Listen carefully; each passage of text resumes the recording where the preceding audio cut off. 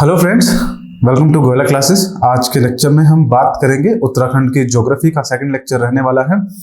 और ये जो लेक्चर रहेगा इसके अंदर हम उत्तराखंड के अंदर कौन कौन से माउंटेन रेंजेस हैं और कौन सा उत्तराखंड का कौन सा क्षेत्र जो है, कौन सा डिस्ट्रिक्ट है, जिला है, वो कौन से एरिया में पड़ता है। इसका मतलब क्या है कि जैसा कि हमने आपको प्रीवियस लेक्चर के अंदर बताया था कि उत्तराखंड की अगर ज्योग्राफी की बात करें, भौगोलिक स्थिति की बात करें, तो ये पड़ता है उस रेंज में जो कि हिमालय वाली रेंजेस यहाँ से गुजर रही हैं।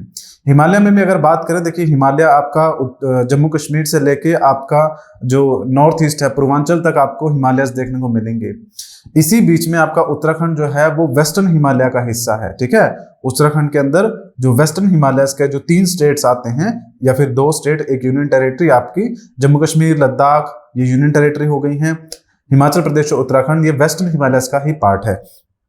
अब अगर इसमें बात की जाए तो उत्तराखंड है, उसके अंदर मैक्सिमम, जैसे कि हमने प्रीवियस लेक्चर में बात किया था कि लगभग 80% जो है वो आपका क्या है, उत्तराखंड हिमालयस में लाई करता है, मतलब पहाड़ों में है। बाकी जो बचा कुछ हिस्सा है वो आपका प्लेन एरिया पड़ता है उत्तराखंड का। तो आज हम इन्हीं चीजों को, कल हमने पिछले लेक्चर में ऊपर ऊपर से बात की थी, अब हम थोड़ा सा डीपली इसके बारे में डिस्कस करेंगे। आगे बढ़ने से पहले गोयला क्लासेस की तरफ से आपका एग्जाम जो है एग्जीक्यूटिव ऑफिसर का, टैक्स एंड रेवेन्यू ऑफिसर का, उसके लिए कोर्स लॉन्च किया गया है, जिस कोर्स के अंदर आपको सिर्फ 4,999 के अंदर, सिर्फ 4,999 के अंदर आपको पूरा बंडल जो है हमारा मिलेगा। इस बंडल में होगा क्या, आपको lecture, test series, study material, तीनों चीजें कंप्लीटली मिलेगी और आपके पूरे कंप्लीट कोर्स की प्रिपरेशन करवाई जाएगी। खैर, अभी हम अपना लेक्चर शुरुआत करते हैं। तो देखिए, ज्योग्राफिकल डिवीजन जो है उत्तराखंड की, हम उनके बारे में चर्चा करेंगे। कल हमने जो प्रीवियस लेक्चर में बात की थी, हमने ऊपर ऊपर से देखा था कि एक्चुअली में उत्तराखंड लाई कहाँ पे करता है। क्योंकि किसी भी राज्य के बारे में जब हम बात करना शुरू करते हैं या किसी भी स्थल, जगह के बारे में बात करना शुरू करते हैं, तो सबसे इंपॉर्टेंट ये होता है कि वो हमारे, अगर हम राज्य की बात कर रहे हैं तो वो कंट्री के अकॉर्डिंगली कहाँ पर सिचुएटेड हैं। अगर हम एक देश की बात कर रहे हैं तो वो पूरे विश्व के हिसाब से कहाँ पर सिचुएटेड हैं। तो क्योंकि हम राज्य की बात कर रहे हैं और उत्तराखंड आपका भारत देश का एक राज्य है, तो हम बात कर रहे थे कल कि कहाँ पर वो लोकेट करता है भारत के अंदर। आज हम थोड़ा सा और डीपली इसको स्टडी करेंगे कि उत्तराखंड की लोकेशन तो हमने पता कर ली, but in the state of the Uttarakhand की, पूरे जो उत्तराखंड राज्य है उसके अंदर कौन कौन सी डिवीजन हमें देखने को मिलती हैं। क्योंकि कोई भी अगर आप राज्य उठा के देखेंगे, अगर मैं राजस्थान की ही बात करूं एग्जाम्पल के तौर पर, तो राजस्थान जब भी शब्द किसी के दिमाग में आता है तो यही आता है कि वहां पर रेगिस्तान है। बिल्कुल सही बात है, राजस्थान के अंदर रेगिस्तान है। पर क्या ऐसा है कि राजस्थान के अंदर पहाड़ नहीं है? ऐसा नहीं है, राजस्थान के अंदर पहाड़ भी हमने देखने को मिलते हैं। राजस्थान के अंदर ऐसा भी नहीं है कि पूरा जो स्टेट है कि वो रेगिस्तान में ही है, बहुत सारा प्लेन एरिया भी वहां पे नजर आता है। और ऐसा भी नहीं है कि राजस्थान के अंदर नदियां नहीं बहती, वहां पे नदियां भी बहती हैं। तो राजस्थान राज्य जो है हमारा स्टेट है, उसी के अंदर रेगिस्तान भी है, पहाड़ भी देखने को मिलते हैं। हमारे अरावली माउंटेन रेंज वहां से गुजर रही है राजस्थान से, और उसके साथ मैदानी क्षेत्र भी हमें देखने को मिलता है। तो वो उसका ज्योग्राफिकल डिवीजन है कि क्या क्या चीजें वहां पर देखने को मिलती हैं। सेम उसी तरह से उत्तराखंड के अंदर कौन कौन सी फिजिकल डिवीजन है, कौन कौन सी ज्योग्राफिकल डिवीजन है, वो हम आज चर्चा करेंगे। तो देखिए, डिपेंड करता है उत्तराखंड का जो एरिया है उसके हिसाब से। उत्तराखंड के अंदर टोटल 8 ज्योग्राफिकल रीजन्स है, या फिर आप यूं कह सकते हैं कि 8 ज्योग्राफिकल डिवीजन है, या फिर उत्तराखंड को 8 अलग अलग भौगोलिक स्थितियों के आधार पर हमें डिवाइड, विभाजन कर सकते हैं। अब वो कौन कौन से हैं, तो देखिए, उत्तराखंड के अंदर आपको ट्रांस हिमालयन रीजन देखने को मिलेगा। उसके अंदर उसके बाद उत्तराखंड के अंदर आपको ग्रेट हिमालयन रीजन जो है या फिर श्रृंखला है वो भी देखने को मिलेगी। सेंट्रल हिमालयस या फिर स्मॉल हिमालयन भी कहा जाता है, वो रीजन देखने को मिलेगा। उसके बाद दून एरिया, शिवालिक, भाबर, लोलैंड और गंगेटिक प्लेन्स। अब देखिए, यहाँ पर ये जो आपको डिवीजन दी गई है, इसमें खास बात क्या है कि जिस हिसाब से ये डिवीजन दी गई है, एग्जैक्टली इसी तरह से ही उत्तराखंड की ज्योग्राफी भी है। कैसे का मतलब क्या कि देखिए, अगर आपको इंडिया का मैं मैप ड्रॉ करके दिखाऊं तो आप क्या देखेंगे कि इंडिया में जैसे यहाँ पे जम्मू कश्मीर वाला हिस्सा है, ठीक है, और उसके बाद आगे आपको जो है वो नेपाल देखने को मिलता है, फिर सिक्किम है, इस तरह से, ठीक है। तो यहाँ पर आपका उत्तराखंड लाई करता है। अब इसी हिस्से में आपके हिमालयन माउंटेन रेंज भी जो है वो गुजर रही है, ठीक है। तो हिमालयन माउंटेन रेंज जो गुजर रही है उसमें जब भी हम पढ़ते हैं इंडियन ज्योग्राफी में, तो हम पढ़ते हैं कि 3 माउंटेन रेंजेस है, that is your great Himalayas, middle Himalaya and the Shivaliks. पर इसके अलावा एक और भी आपकी माउंटेन रेंज जो है हमें देखने को मिलती है, वो कंप्लीटली भारत के अंदर लाइन नहीं करती हैं, that is your the trans Himalayas. Trans Himalayas जो क्या है आगे है। अब देखिए मैं हाइट आपकी जो है यहाँ पर इसी एक ड्रॉ करूंगा, आप उसी के अकॉर्डिंगली समझ पाएंगे। देखिए ये रहे आपके शिवालिक्स, ठीक है, ये शिवालिक माउंटेन रेंजेस है, और इससे ऊपर आपकी मिडल हिमालयन रेंजेस है जो मध्य वाली हैं, और इससे ऊपर ये आपकी द ग्रेट हिमालयन रेंजेस हैं। अब आप इस चीज में क्या नोटिस कर पा रहे हैं कि जो शिवालिक रेंज है उसकी हाइट मैंने कम ड्रॉ की है, जो मिडल हिमालयस है उसकी हाइट मैंने ज्यादा ड्रॉ की है, और ग्रेट हिमालयस की मैंने सबसे ज्यादा हाइट ड्रॉ की है। अब अगर इस ग्रेट हिमालयस के ऊपर आपका ट्रांस हिमालयस लाई करते हैं तो उसकी हाइट अगर मैं ड्रॉ करूंगा तो वो कुछ इस तरह से ड्रॉ होगी। इसका मतलब क्या है कि जो ट्रांस हिमालयस है उनकी हाइट अगेन फिर से बहुत कम देखने को मिलती है, ग्रेट हिमालयस और मिडल हिमालयस से छोटे आपके ट्रांस हिमालयस हमें नजर आते हैं। इसका मतलब क्या है कि अगर आप एग्जाम्पल के तौर पे हम यूं बात करें कि अगर आप उत्तराखंड में मान लीजिए आप क्या करते हैं, आप देहरादून से चलना स्टार्ट करते हैं, ठीक है, आप देहरादून या फिर हरिद्वार के लोअर एरिया से चलना स्टार्ट करते हैं, तो यहाँ पर आपको पहाड़ नजर आ जाएंगे जिनको शिवालिक्स कहते हैं, यहाँ पे मिडल हिमालयस नजर आ जाएंगे, उसके ऊपर आपको ग्रेट हिमालयस नजर आ जाएंगे, और कुछ हिस्से में आपको ट्रांस हिमालयस भी नजर आएंगे यहाँ पर उत्तराखंड के, और जो कि बॉर्डर पे पड़ते हैं, मतलब कि बॉर्डर इन द सेंस जो तिब्बत वाला हिस्सा है और उत्तराखंड वाला जो हिस्सा है वहां पर आपको ये ट्रांस हिमालयस जो है वो नजर आएंगे। तो इस हिसाब से देखा जाए तो 4 ऐसी श्रृंखलाएं हैं, पर्वत की श्रृंखलाएं जो उत्तराखंड या उत्तराखंड के बॉर्डर पे लगती हैं, ठीक है। तो यही 4 श्रृंखलाओं का जो जिक्र है हमने इन पॉइंट्स में कर रखा है। यहाँ पर देख रहे होंगे आप, तो यहाँ पर आपको क्या नजर आ रहा है कि एक तो आपके ट्रांस हिमालयस जो सबसे ज्यादा नॉर्थ में है, और ये बाउंड्री पे नजर आते हैं कहां पर, तिब्बत और उत्तराखंड की बाउंड्री, या फिर आप इसे चाइना और भारत की बाउंड्री पे कह सकते हैं जो उत्तराखंड में है, ठीक है। वहां पर ट्रांस हिमालयस से थोड़ा नीचे साउथ की तरफ आएंगे तो ग्रेट हिमालयस नजर आ जाएंगे, और उन्हीं ग्रेट हिमालयस से नीचे आएंगे तो सेंट्रल हिमालयस या फिर मिडल हिमालयस जिन्हें हम कहते हैं वो हिमालयस नजर आ जाएंगे, और उसके बाद बीच में एक प्लेन एरिया नजर आता है। ये दून एरिया वही वाला एरिया है जहां पर आपका देहरादून है, ठीक है, देहरादून वाला जो हिस्सा है ना वो सारा इसी दून एरिया में लाई करता है, और उस दून एरिया के बाद आगे फिर आपको शिवालिक्स नजर आ जाएंगे, शिवालिक के बाद भाबर एरिया आएगा, देन आपका लो लैंड एरिया जिसको तराई एरिया भी कहा जाता है, और फिर आपके गैंगेटिक प्लेन्स आ जाएंगे। आज के लेक्चर में हम यही जो आपके 8 के 8 डिवीजन हैं इन्हीं को डिटेल में डिस्कस करेंगे, कहां कहां पर कौन कौन सी चीजें लाई करती हैं। तो देखिए इमेज पे अगर आप देखना चाहें तो इमेज कुछ इस तरह से नजर आएगी, ये आपके ट्रांस हिमालयस हो जाएंगे, ये आपके great Himalayas, middle Himalayas, Doon valleys, Shivaliks, Bhabar and Terai. तो ये इस तरह से आपको जो है पूरा स्ट्रक्चर जो है उत्तराखंड के अंदर ये फिजिकल डिवीजन अलग अलग नजर आएगी। मतलब नीचे के जो आपके एरियाज हैं, देहरादून वाला हो गया, हरिद्वार वाला हो गया, उधम सिंह नगर वाला हो गया, उन जिलों से जैसे जैसे आप ऊपर जाएंगे तो इस तरफ से हाइट जो है वो इंक्रीज होती रहेगी, और ये सब श्रृंखलाएं, पर्वत श्रृंखलाएं या फिर डिवीजन जो है आपको देखने को मिलेगी। तो मेरे ख्याल से इस पिक्चर से काफी चीजें क्लियर हो गई होगी। चलिए आगे बात करते हैं पहली डिवीजन के बारे में, that is your the trans Himalayan region. Some part of this region are under the control of the India and the Tibet. Height of this area is 2500 metre to the 3500 metre. अब अगर आप ध्यान देंगे 2500 मीटर से लेके 3500 मीटर, अगर आपने Indian geography पढ़ी है तो आप क्या पाएंगे कि ये वो हाइट है जिस हाइट पे आपके शिवालिक्स हैं, ठीक है। शिवालिक्स और मिडल हिमालयस के बीच की ये हाइट है जो देखने को हमें मिल रही है 2500 से लेके 3500 मीटर के बीच में, और इसकी जो चौड़ाई है ट्रांस हिमालयस की वो है आपकी 20 से लेके 30 किलोमीटर के बीच में। तो 20 से 30 किलोमीटर ये चौड़े भी हैं। और हाइट की बात करें तो एवरेज हाइट हम लेके चलते हैं, एग्जैक्टली हम पहाड़ों की श्रृंखला में ऐसे नहीं बोल सकते हैं कि कोई भी पहाड़ जो है जो 3500 मीटर है बस, उसके अलावा और भी बहुत सारे पहाड़ हैं तो सभी की हाइट ऊपर नीचे होगी, कोई बिल्कुल एक सिमेट्री में तो नहीं है। तो हमने इसलिए कहा है कि 2500 से लेके 3500 मीटर के बीच में ट्रांस हिमालयस की हाइट है। और चौड़ाई की अगर हम बात करें कि कितने चौड़े हैं तो 20 से लेके 30 किलोमीटर तक इनकी चौड़ाई हमें नजर आती है। और लाई कहां पर पड़ते हैं, it is situated on the border of the Uttarakhand and the Tibet, या फिर आप चाइना कह सकते हैं। अब इस हिमालयन, ये जो ट्रांस हिमालयन रेंज है इसके अंदर आपको कई तरह के पासेस भी नजर आएंगे।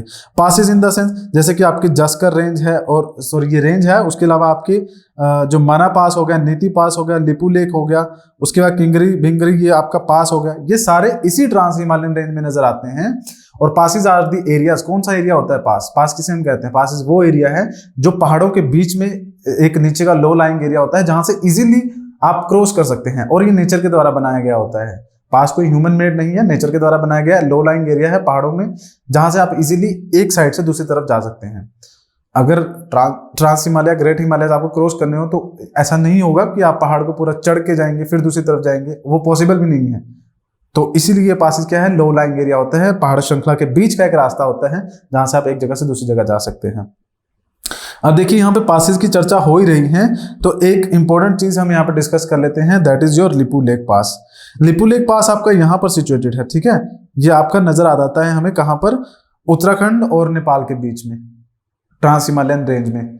अब देखिए यहाँ पर एक इंपॉर्टेंट चीज क्या है, वैसे तो अगर देखा जाए तो नेपाल और इंडिया के बीच में किसी भी तरह का कोई बाउंड्री डिस्प्यूट हमें नजर नहीं आता है जो कि सीरियस हो, बट एक छोटा सा बाउंड्री डिस्प्यूट जरूर है, वो है ये आपका काला पानी वाला डिस्प्यूट। 1-2 साल पहले ये काफी चर्चा में रहा था, क्योंकि जो आपका नेपाल है उन्होंने अपने मैप के अंदर ये शो किया था, इंडिया अपने मैप के अंदर इसे शो करता है।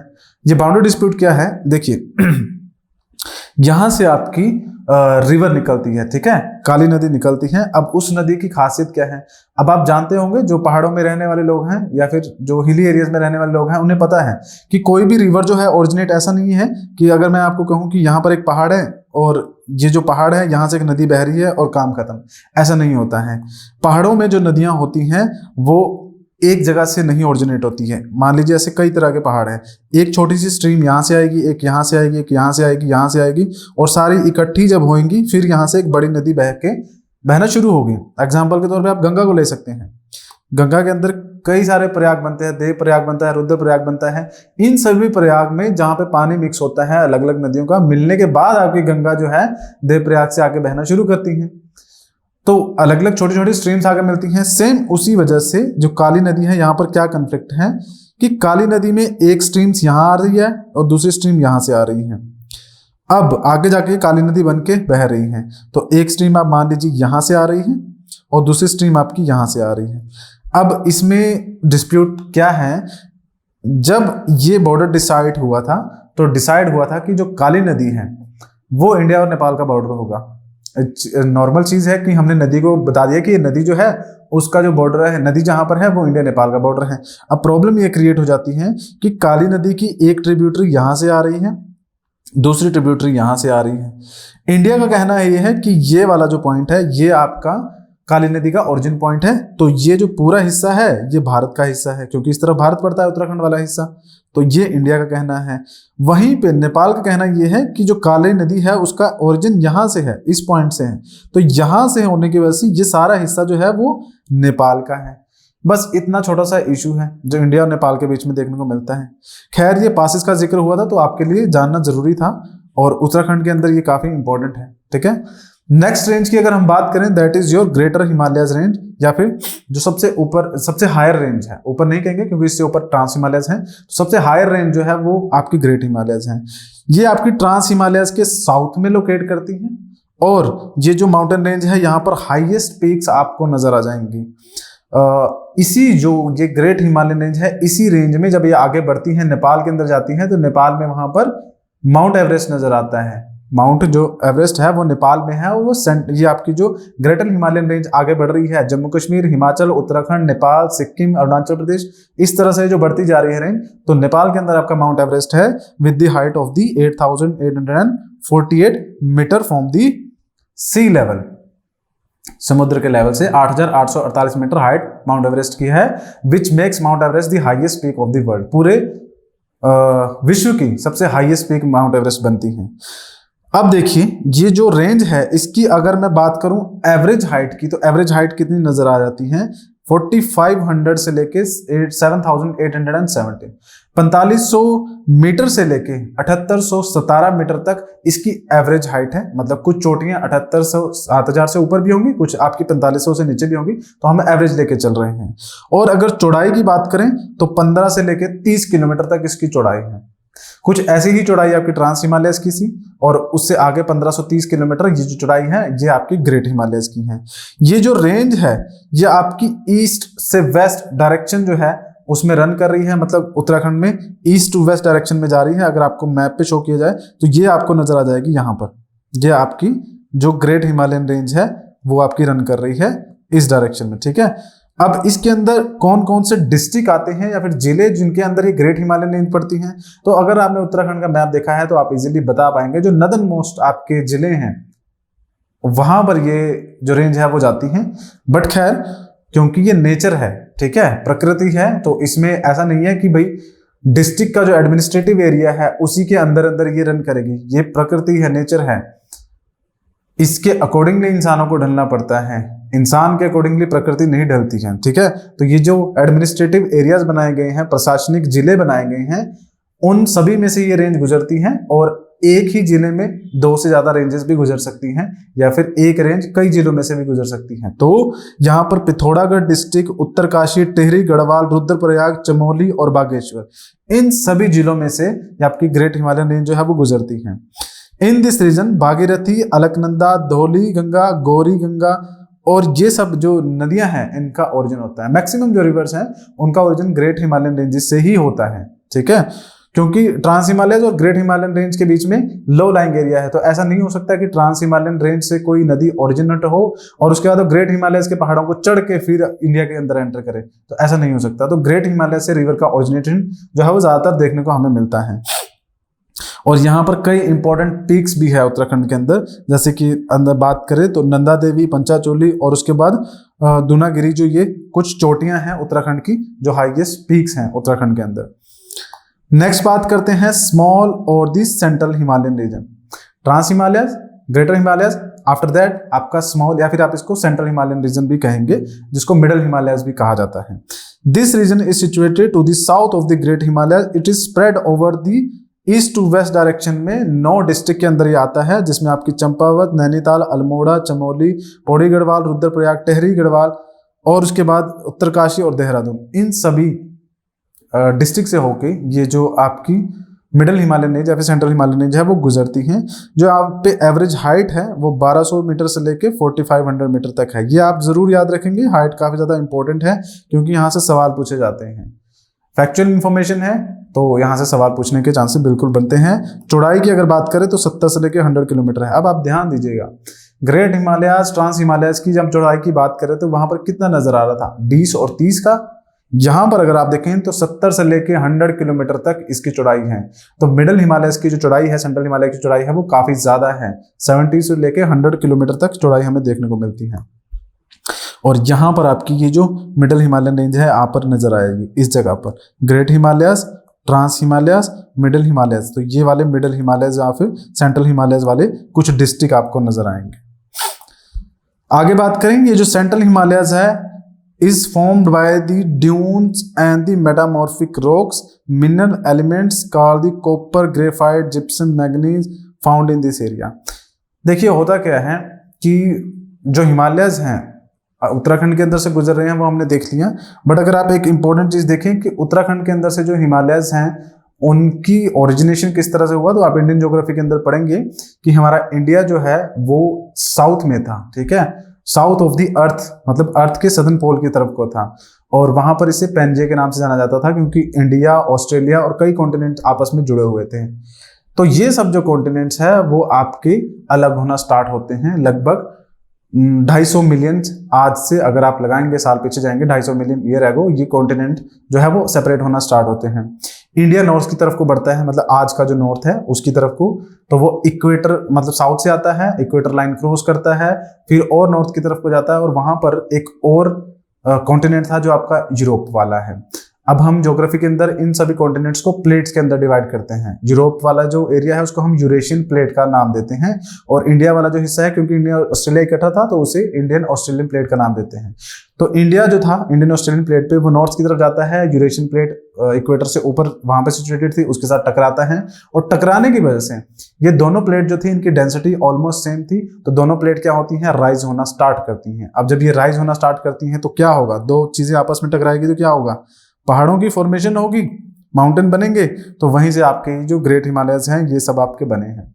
अब यहाँ पे शब्द यूज किया जा रहा है कि जो मिडल हिमालयस हैं या फिर सेंट्रल हिमालयस है वो मेटामॉर्फिक रॉक से बने हैं।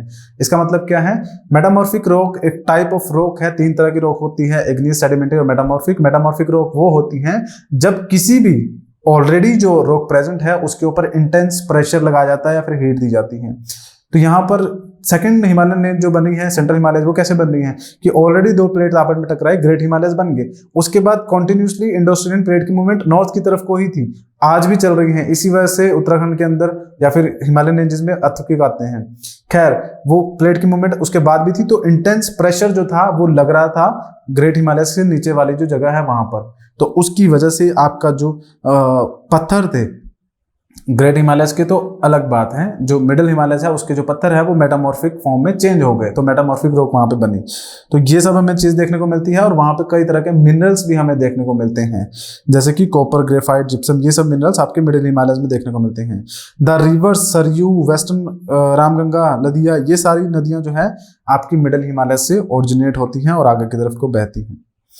नेक्स्ट एरिया आता है हमारा दून एरिया। दून एरिया कहाँ है इस पिक्चर में आप देखेंगे तो हमने ट्रांस हिमालयस बात कर ली, ग्रेटर हिमालयस की बात करी, मिडिल हिमालयस की बात करी। अब ये जो बीच का थोड़ा सा प्लेन एरिया है ना, इसको आपका दून एरिया बोला जाता है, ठीक है। तो ये Doon area lies between the Shivalik and the central Himalaya. Shivalik कहाँ है, शिवालिक इससे नीचे है और सेंट्रल हिमालय इससे ऊपर है, तो इनके बीच में ये दून एरिया सिचुएट करता है।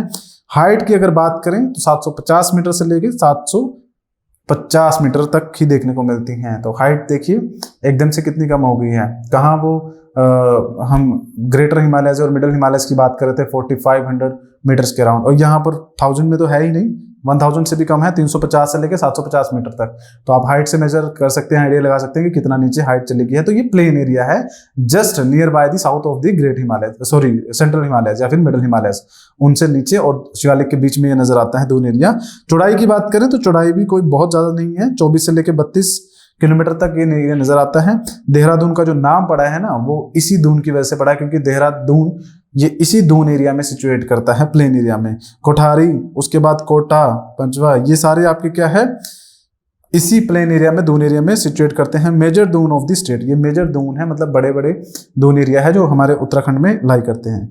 एग्रीकल्चर इसी जगह पे पॉसिबल है, क्यों होगा? अब अगर आप देखेंगे तो एग्रीकल्चर कहाँ होगा, पहाड़ों में एग्रीकल्चर करना पॉसिबल नहीं होता है, काफी डिफिकल्ट ट्रेन होता है और आपको वैसे भी प्लेन एरिया नहीं मिलेंगे। अगर कहीं पे आप लगा भी दोगे तो प्रोडक्टिविटी कम होगी, क्लाइमेट जो है वो बहुत ज्यादा ठंडा है, तो चीजों को ग्रो करने में मुश्किल होता है। लेकिन ये प्लेन एरिया आप देखिए जैसे जैसे नीचे आ रहे हैं तो हम क्या जानते हैं ज्योग्राफी के अंदर, जब हाइट इंक्रीज होती है तो टेम्परेचर डिक्रीज होता है, मतलब ज्यादा हाइट होगी तो ठंड होगी, ऑब्वियसली पहाड़ों पे ठंड होती है।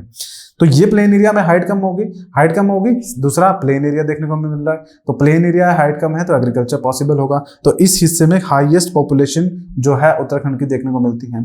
एरियाज पे अगर आप गौर करेंगे तो आप क्या देख रहे हैं, ये जो सारे एरियाज है ना, यहाँ पे सबसे ज्यादा पॉपुलेशन है उत्तराखंड की, ठीक है, मोस्ट पॉपुलेटेड एरियाज है उत्तराखंड के।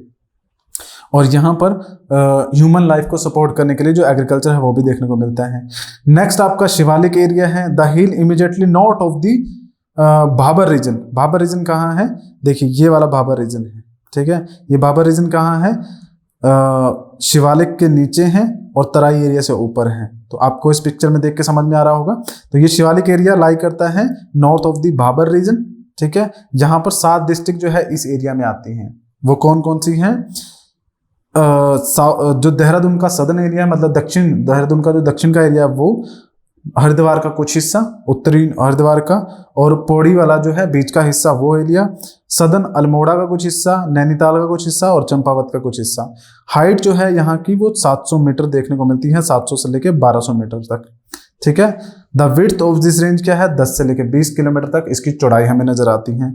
और ये जो क्या है सबसे नया बना हुआ पार्ट है हिमालयस का। मैंने बताया आपको प्लेट्स आपस में टकरा रही हैं, तो यहाँ से जो प्लेट है वो कॉन्टिन्यूसली पुश कर रही है ऊपर की तरफ, और यहाँ से यूरोपियन प्लेट पुश कर रही है। तो बीच में क्या है, ये आपका बीच वाले ग्रेट हिमालय, मिडिल हिमालय और शिवालिक। तो शिवालिक वो वाली माउंटेन रेंज है जो अभी भी बन रही हैं।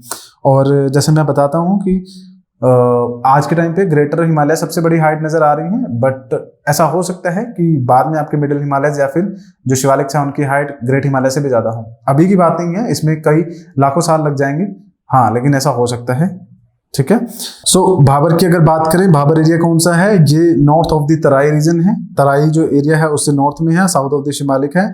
यहाँ पर 10 से लेकर 12 किलोमीटर तक इसकी चौड़ाई है। और यहाँ पर चंपावत और देहरादून का कुछ हिस्सा पड़ता है। भाबर एरिया एक्चुअली में वो होता है जहाँ पे नदियाँ आकर अपने द्वारा जो लेके आई गई पत्थर हैं उनको डिपॉजिट करना स्टार्ट करती हैं। तो क्लेई पेबल्स यहाँ पे देखने को मिलते हैं, कोर्स सैंड देखने को मिलती हैं।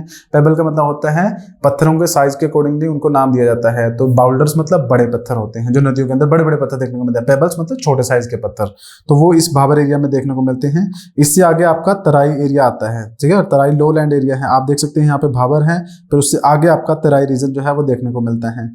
ये आपका उधम सिंह नगर हो गया, हरिद्वार हो गया, गंगा जो पौड़ी वाले प्लेन एरिया है वहां पर आपको ये नजर आ जाएगा, नैनीताल में। इसकी अगर चौड़ाई की बात करें 20 से लेकर 30 किलोमीटर तक ये आपकी चौड़ाई है तराई रीजन की। और यहाँ पर पानी बहुत ज्यादा देखने को मिलता है। तराई शब्द मतलब तराई करना, मतलब पानी जो है वो ज्यादा देखने को मिलता है यहाँ पर। और नदियां जो है यहाँ पर बिल्कुल फाइन पार्टिकल, जो भाबर वाला एरिया था वहां पर उन्होंने पत्थर छोड़ दिए, अब तराई वाला जो रीजन है वहां पे बिल्कुल फाइन जो सैंड के पार्टिकल्स हैं उनको छोड़ देंगी। These areas are different from the plains due to the land being marshy। अब यहाँ पे पानी ज्यादा होने की वजह से दलदली क्षेत्र होता है।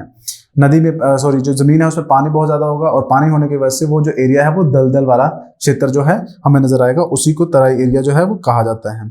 और इस हिस्से में कुछ चीजें जो है वो ग्रो की जाती हैं, जैसे कि आपके आलू हो जाते हैं, वीट हो जाती हैं, इन एरिया में वो ग्रो किया जा सकता है क्योंकि पानी की अवेलेबिलिटी है। नेक्स्ट बात करें गैंगेटिक प्लेन्स। गैंगेटिक प्लेन्स बिल्कुल आप यूं सोचिए कि उत्तराखंड का बिल्कुल जो सदर्न मोस्ट हिस्सा है। अगर आपको मैं मैप पे शो करूं तो यहाँ पर आप देख पा रहे होंगे इस जगह पर ये आपका हरिद्वार वाला हिस्सा है ना, तो यहाँ पर बिल्कुल इस हिस्से में ये आपका प्लेन्स की बात करें। गैंगेटिक प्लेन्स मतलब गंगा के द्वारा बनाए गए प्लेन्स, तो ये वो हिस्सा है जहाँ पर प्लेन एरिया हमें देखने को मिलता है।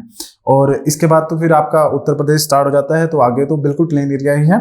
तो वो प्लेन एरिया उसको गैंगेटिक प्लेन्स कहा जाता है। ये आपके बिल्कुल फाइन पार्टिकल्स, बिल्कुल फर्टाइल मिट्टी से बने हुए एलुवियल प्लेन्स हैं, ठीक है, इस हिस्से में देखने को मिलते हैं। This area is very fertile with most of the sugar cane, wheat, paddy crops यहाँ पर ग्रो की जाती हैं। तो ये सारी उत्तराखंड की ज्योग्राफिकल डिवीजन थी। आई होप ये सब चीजें आपको समझ में आ गई होंगी। आगे अगर बात करें हमारे गोला क्लासेस की तरफ से उत्तराखंड जो आपका एग्जाम है executive officer tax and revenue का, उसके लिए कोर्स लॉन्च किया गया है। 10 सितंबर से कोर्स स्टार्ट हो गया है, इसको आप जल्दी ज्वाइन कर सकते हैं। यहाँ पर आपको लेक्चर्स मिलेंगे वीडियो और रिकॉर्डेड बोथ, उसके बाद टेस्ट सीरीज भी मिलेगी और बोथ लैंग्वेजेस हिंदी इंग्लिश के अंदर मिलेंगी। उत्तराखंड की ज्योग्राफी, हिस्ट्री, पॉलिटिक्स सब कुछ जो आपके सिलेबस में आपको पढ़ाया जाएगा। आप चाहें तो इस कोर्स को बाय कर सकते हैं। इसके अंदर आपको 3999 के अंदर आपको ये जो कोर्स है वो मिल जाएगा। अभी इस पे ऑफ चल रहा है, जहाँ पे आपको स्टडी मटेरियल और प्रीमियम लेक्चर्स बहुत मिल जाएंगे। आप चाहें तो हमारी सिर्फ टेस्ट सीरीज को भी बाय कर सकते हैं। 9999 के अंदर ये टेस्ट सीरीज है। इसके लिए आपको करना क्या होगा, आप हमारे टेलीग्राम चैनल को ज्वाइन कर सकते हैं जिसका लिंक आपको डिस्क्रिप्शन में मिल जाएगा।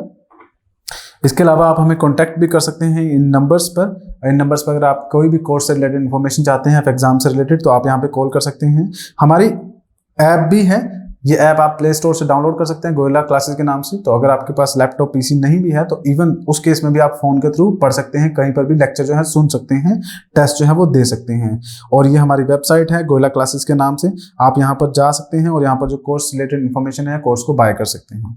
आज के लेक्चर में फिलहाल इतना ही है, अगली बार मिलेंगे। लेक्चर पसंद आया हो तो जरूर कमेंट करके बताइएगा। चैनल पे नए हैं तो चैनल को सब्सक्राइब कीजिएगा, बेल आइकन प्रेस कीजिएगा ताकि और अपडेट्स आपको सबसे पहले मिलती रहे। धन्यवाद।